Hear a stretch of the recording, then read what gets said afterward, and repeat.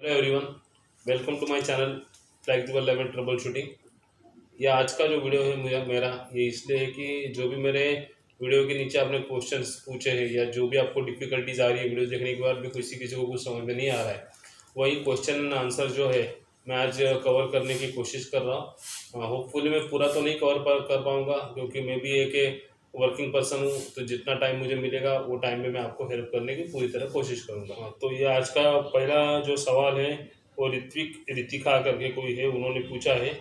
इन्होंने कहा है कि थैंक यू सर, मैं एक कंपनी में वर्क, हमारा gum cylinder GSM 3, how to calculate sir. एक तो जो आपने क्वेश्चन लिखा है वो मुझे समझ में थोड़ा नहीं आया है कि आप कहना क्या चाहते हैं, लेकिन जो आप कह मतलब आप जो पूछना चाहते हो, जहाँ मैं समझ रहा हूँ कि आप ये पूछना चाहते हैं कि मेरा जो एडेसिव का जो सिलेंडर है वो 3 GSM का है, तो उसे हम लोग कैसे कैलकुलेट करें। एक्चुअली क्या होता है कि कोई भी सिलेंडर जब बनता है तो उसके रिगार्डिंग आपको सिलेंडर मैन्युफैक्चरर को बताना पड़ता है कि आप कितने सॉलिड्स पे चलाने वाले हो एडिसिव को। 35 पे चला रहे हो, 30 पे चला रहे हो, 40 पे चलाने वाले हो, और उसको आपको बताना पड़ता है कि मुझे 2.5 से 3 GSM चाहिए, 2 से 2.5 GSM चाहिए। तो उस हिसाब से उसको इनग्रेव करता है, उस हिसाब से उसको बोला जाता है कि 2.5 GSM का सिलेंडर है, 3 GSM का सिलेंडर है। जैसे आपके सॉलिड्स है उतने सॉलिड्स को उठाने वाला है, उस हिसाब से वो इंग्रेव करता है, उस हिसाब से उसको 3 GSM 2.5 GSM का सिलेंडर बोला जाता है।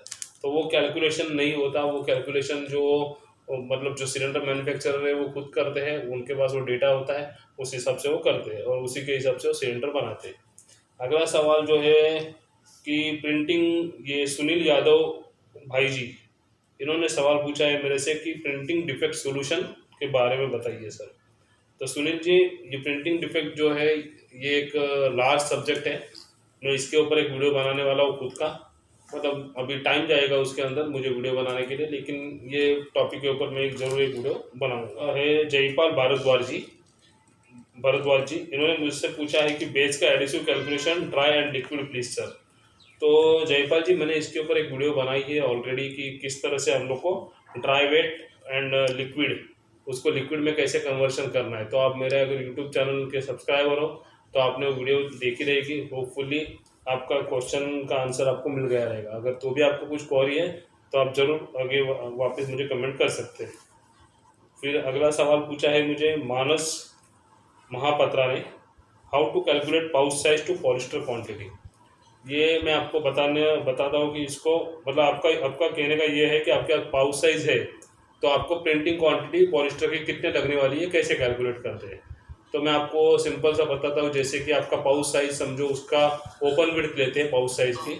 जैसे ओपन विड्थ उसका 300 mm है और आपका हाइट पाउच का 200 mm है। तो आपको क्या करना है, उसको सीधा सेंटीमीटर में कन्वर्ट करना है।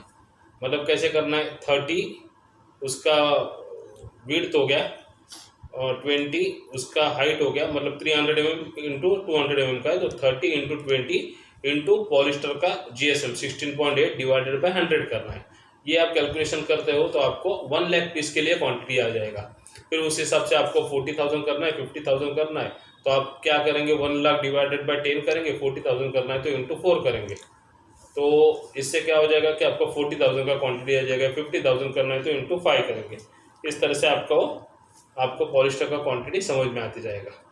तो और उसके ऊपर आपको वेस्टेज परसेंटेज भी कैलकुलेट करना है कि आप 10% पकड़ रहे हो, 5% पकड़ रहे हो, जो भी क्वांटिटी आएगा उसके ऊपर आपको 5-10% जो भी आप कंसिडर कर रहे हो उतना पकड़ के आपको प्रिंटिंग क्वांटिटी लेना है। फिर मानिक सरदार जी है कोई, इनका नाम है मानिक सरदार। इन्होंने मुझसे पूछा है कि व्हाट विल बी द पर केजी पीसेस।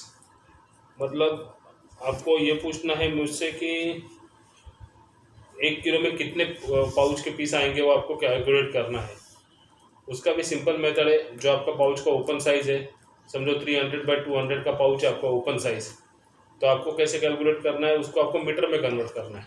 मतलब 0.30 इंटू 0.20 इंटू आपका टोटल GSM आप कैलकुलेट करेंगे तो आपको पर पीस का वेट आ जाएगा।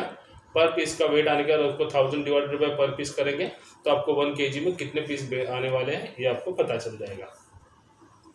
फिर आगे सवाल पूछा है ये कि sir please make a video on how to setup a flexible packaging printing lamination, Kishit ji Agarwal.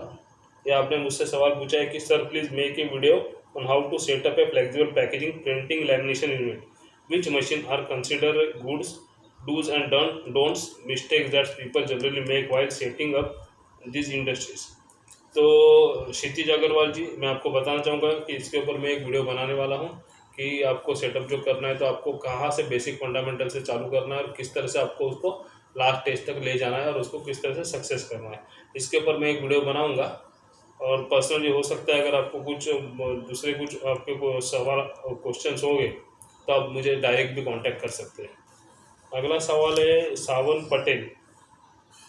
Patel जी ने मुझे पूछा है कि एडेसिव का वेट गेन कैसे निकालते हैं सर, उसका मेथड बताओ प्लीज़। एडेसिव का 52 वेट गेन कैसे आया वो पता नहीं चल रहा है सर, प्लीज़ हेल्प मी। उसमें एडेसिव का वेट गेन जो निकालते हैं वो मैंने ऑलरेडी मेरे एक वीडियो में दिया हुआ है, वो वीडियो के नीचे ही आपका एक कमेंट आया था तो मैंने उसके ऊपर आपको जवाब भी दिया था कि आपको केयरफुली उस वीडियो को देखना पड़ेगा तो आपको पता चलेगा। तो भी अगर आपको समझ में नहीं आ रहा है तो आप मुझसे व्हाट्सएप पे चैट करके ये इसका सवाल का जो भी जवाब है मैं आपको दे दूँगा। अगला सवाल है शरण वाइवागल। Sir you are doing a really great work, I am so happy. Thank you Sharan ji. I am having white dots air bubbles in solventless lamination machine, how can I get ready it stay safe sir. इसका जो आपका जो white dots और air bubbles का जो problems है सॉल्वेंटलेस lamination में, इसका मतलब है कि आपका जो एडेसिव का लेआउट जो वेब के ऊपर लग रहा है वो सही तरह से नहीं लग रहा है, मतलब आप उसको जीएसएम जितना चाहिए उतना नहीं मिल पा रहा है एडेसिव का। वाइट डॉट्स और एयर बबल्स आने का रीज़न क्या होता है कि जैसे कि हम लोग वेब के ऊपर हम लोग ने एडेसिव लगा दिया और जब वो सैंडविच होता है निप के नीचे तो एडेसिव हर पार्ट पे स्प्रेड हो जाता है। तो जहाँ पे एडेसिव का जीएसएम कम होता है, जहाँ पे वो उसका एडेसिव नहीं पहुँच पाता वहाँ पे उसका एयर बबल जनरेट हो जाते हैं तो हमें वो वाइट स्पॉट्स या एयर बबल जैसे दिखते हैं। तो ऑलवेज ये ध्यान में रखिए कि जो भी आप एडेसिव जीएसएम दे रहे हो उसको केयरफुली स्टडी कीजिए। मैं ऑलवेज बताता हूँ कि जितना भी आपका इंक का जीएसएम होगा उसका उससे 0.5 आपको एडेसिव जीएसएम ज़्यादा ही रखना है। अगर आपका प्लेन लैमिनेट है तो आपको मिनिमम 1.2 1.3 तो जीएसएम देना ही देना है कि आपके वेब को पूरी तरह वो कवर कर पाए। अगला सवाल है गौरव खोचे। इन्होंने एक सवाल पूछा है कि मतलब उन्होंने अपने कमेंट्स में लिखा very nice information sir, thank you Gaurav ji. First सवाल इनका है कि do you know in PSU adhesive why gel particles are seen in finish products and how to avoid that. First thing तो मैं गौरव जी आपको बताना चाहता हूँ कि आप पीएससी एडेसिव जो बोल रहे हैं मैं सोच रहा हूँ पीयू एडेसिव के बारे में बात कर रहे हो जो लेस में चलता है। और आपने इसमें पूछा है कि जेल पार्टिकल्स फिनिश प्रोडक्ट में आपके दिख रहे तो उसको कैसे अवॉइड किया जाए। जेल पार्टिकल दिखने का रीज़न ये होता है कि आपका एडिसिव जीएसएम हाई हो जाता है तो जो उसका जो जिस तरह से वो ले मतलब स्प्रेड होना चाहिए उस तरह से नहीं होता और फिर उसके नहीं होने के कारण से जहाँ एडिसिव जीएसएम ज़्यादा है वहाँ पे वो जेल पार्टिकल अपने को दिखना चालू होते हैं।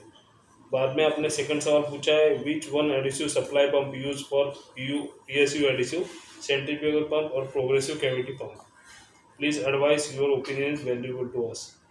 एडेसिव पीयू एडेसिव के लिए देखा जाए तो वैसे तो जनरली यूज करते हैं पीयू एडेसिव के लिए वो पंप होता है अपना डायफ्राम वाला न्यूमेटिक पंप होता है वो, उसमें से आप अगर पीयू एडेसिव यूज़ कर पीयू एडेसिव के लिए पंप आपको लगता है कि वो ड्रम से आपको टैंक पे फिलअप करने के लिए, तो उसके लिए आपको डायफ्राम न्यूमेटिक पंप है वो सबसे बेटर है जो क्लीनिंग के लिए भी इजी है और उससे आप मतलब ड्रम में से टैंक में आप उसको कन्वर्ट कर सकते हो।